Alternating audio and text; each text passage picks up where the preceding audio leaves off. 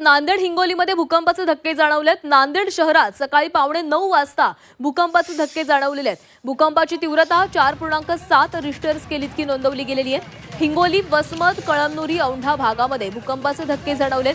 परभणी, वाशिममध्ये भूकंपाचे धक्के जाणवलेले आहेत। वसमतच्या पांगरा शिंदे गावात भूकंपाचं केंद्र आहे।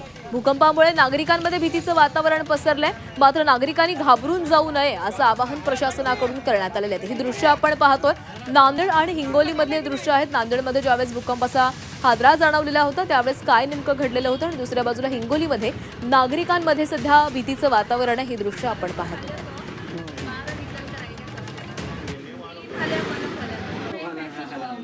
नहीं मालूम पड़ा बेटा, काम मेरे है तो जिसको नहीं समझा। हिंगोली जिल्ह्यामध्ये जे आहे 4.7 रिक्टर स्केलवर आपल्याकडे भूकंप आलेला आहे आणि पूर्ण जिल्ह्यामध्ये ह्याचे जे इफेक्ट आहे तो जाणवलेले आहे। आणि मला असं वाटतो आता सकाळीच 8:45 वाजताच आम्ही जेव्हा आता बसलो होतो तेव्हाच ते भूकंपाचे झटके जे आहे ते पूर्ण हिंगोली शहरामध्ये सर्वांना जाणवलेले आहे। याच्यामध्ये जे आहे नुकसानचं प्रमाण बघितलं की मग काही काही गावामध्ये जसं पांगरा शिंदे जे गाव आहे वसमतला, त्याच्यामधून जे आहे ते आपल्याला व्हिडिओ झालेली आहे, फोटो झालेली आहे, ज्याच्यामध्ये बिल्डिंगमध्ये जे आहे ते दरारी पडलेली आहे। काही काही ठिकाणी जे आहे आज आम्ही प्रत्येक SDM आणि तहसीलदाराला सांगितलेलं आहे की व्हिजिट करून जे आहे ते नुकसानीच्या आपण तपासणी करावा आणि ती रिपोर्ट जे आहे द्यावा।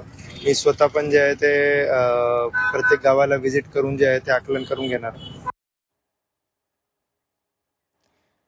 आणि याच संदर्भातला आढावा घेतलेला आहे आमच्या प्रतिनिधींनी, पाहूयात। हिंगोली जिल्ह्यामध्ये आज सकाळी भूकंपाचे धक्के जाणवले। धक्क्याचा फटका हिंगोली असो, परभणी असो, वाशिम जिल्ह्यांना बसलाय। त्यात महत्वाचं म्हणजे हिंगोली जिल्ह्यातील वसमत तालुक्यातील पांगरा शिंदे हे भूकंपाचं केंद्रबिंदू आहे। त्याच गावामध्ये मी सध्या आहे। पाहत आहे की या गावामध्ये भूकंपाच्या धक्क्याने अनेक घरात तडे गेलेत आणि जे कच्चे घर आहेत ते घर पडल्याचं पाहायला मिळतंय। बघताय की मी यात बघताय की पांगरा शिंदे गावामध्ये आहे। अशा प्रकारे संपूर्ण या भूकंपाचा धक्का या गावकऱ्यांना मोठा फटका बसलेला आहे। बघताय की या धक्क्यामुळे अशा प्रकारे जे कच्चे घर आहेत, मातींचे घर आहेत, असे घर या गावातील पडलेले आहेत। हेच घर तर अनेक घरांची अशीच परिस्थिती या ठिकाणी पाहायला मिळते। आणि सगळ्यात महत्वाचं म्हणजे जे पक्के घर आहेत, ही पक्के घर देखील पक्क्या घरांना जे तडे गेल्याचं पाहायला मिळते।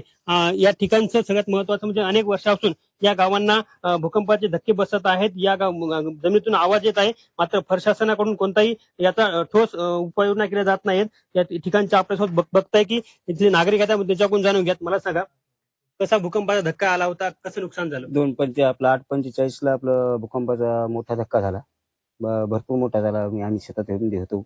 आम्हाला फोन केला शेजाऱ्यांनी, मारुती शिंदे यांनी, भर पडलं म्हणले, तुमचं लय नुकसान झाली म्हणली।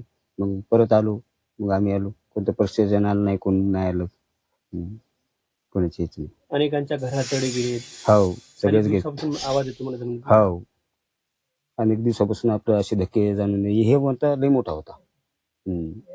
सगळे घराच्या बाहेर पळाले। आपण बघताय की हेच एक नागरिक नाही तर या गावातील अनेक जे नागरिक आहेत त्यांच्या घराला तडे गेल्याचं पाहायला मिळतंय। अनेकांचे घर देखील, जे कच्चे घर आहेत ते घर देखील पडलेलं आहे। सगळ्यात महत्वाचं म्हणजे आजचा जो धक्का होता 4.7 रिश्टर स्केल असा हा धक्का बसलाय। सगळ्यात महत्वाचं म्हणजे आता या भूकंपाच्या धक्क्यामुळे अनेकांच्या घरा पडून मोठं नुकसान झाल्याचं पाहायला मिळतंय। प्रशासनाने लवकरात लवकर जे नागरिकांचे घरे पडले त्यांना लवकरात लवकर पंचनामे करून त्यांनी नुकसान भरपाई द्यावी अशी मागणी आता नागरिक करताना पाहायला मिळत आहे। कॅमेरामन राजेश सोबत गजानन वाणी, G24 तास, हिंगोली।